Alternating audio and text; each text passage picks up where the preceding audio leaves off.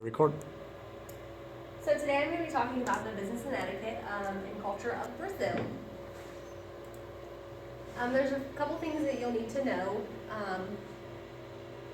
about their personalities before you get started in a business meeting with them. They're really relaxed on time. Most of the time they'll arrive about 5 minutes late to a meeting. If you aren't comfortable with this, don't show that. It shows that you're too eager and you're rushing them, and they don't like that typically. There's a couple places that aren't relaxed on time, such as Brasilia and Sao Paulo. Those places are actually strict on time, so you'll need to make sure that you pay attention to that. They have a 1950s way of thinking rather than a 21st century way of thinking, such as they think a lot lower of female and lower class. They use physical contact a lot during communication or just in general. They want to touch you on the back, they want to touch your arm, they will hold your hand sometimes even. And it's really important not to shy away or pull away when they do that because they get offended easily by that. They also communicate in close proximity along with touching you, so their average distance is about 20 to 30 centimeters away from each other. They will be extremely close most of the time when they talk, and again, don't shy away, they will be offended. Building relationships with a Brazilian is extremely important to them. They are more about the people over the company of who they're going to do business with. So they want to get to know you as a person rather than you as a company.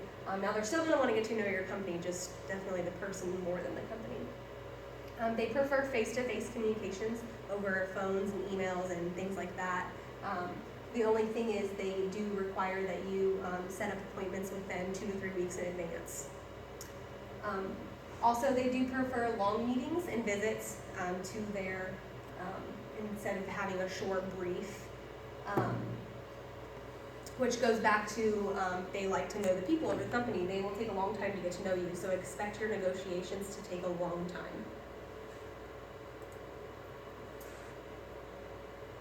Their attire and appearance, they are very prideful of their clothing. They are judgmental of other people's clothing. So they're both sexes are conservative. For a men, they typically wear a 3-piece suit for a higher up ranking position. And for women, they typically wear formal dresses, elegant dresses, or pantsuits. Their casual is more of what we would think of as a semi-formal. So when they say dress casual, they typically are saying to dress semi-formal. Again, they take pride in their clothing. For women, it's important to have manicured nails, be well-groomed, have natural makeup. They want you to be made up, but they don't want you to look too bold. Same with your hair. Preparing for a meeting, like I said before, you're going to want to set up about 2 to 3 weeks in advance. Before you get there, you're going to want to get a 2-sided business card. The official language of Brazil is Portuguese, so you're going to want to get one side English, one side is Portuguese. Don't be offended if they cancel on short notice for their appointment. They don't get offended by that, and they expect us to not be offended as well.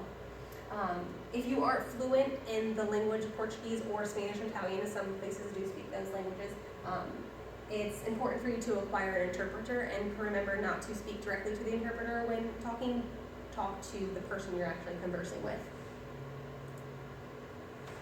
Gift giving is common. You're going to be invited to a lot of business dinners because they're going to want to get to know you.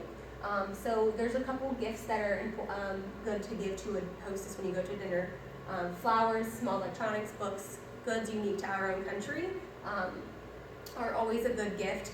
A couple things you need to shy away from is purple and black. They represent funerals to them, so it's something that's sad. You don't want to do that.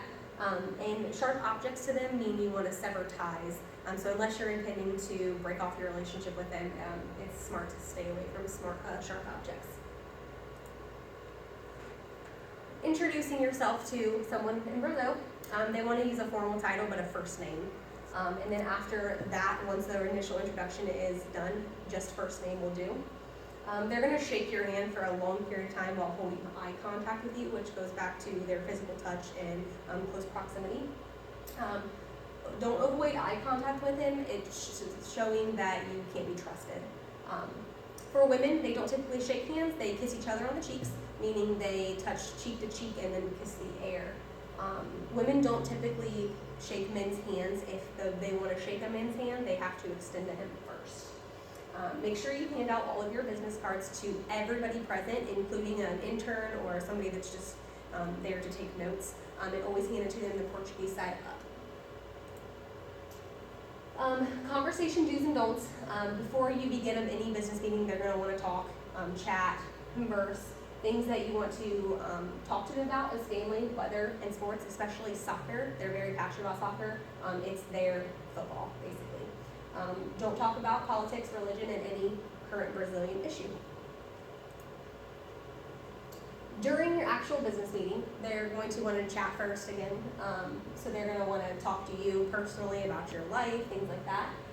Let them bring up the business. Don't bring it up first. It makes you look like you're rushing them.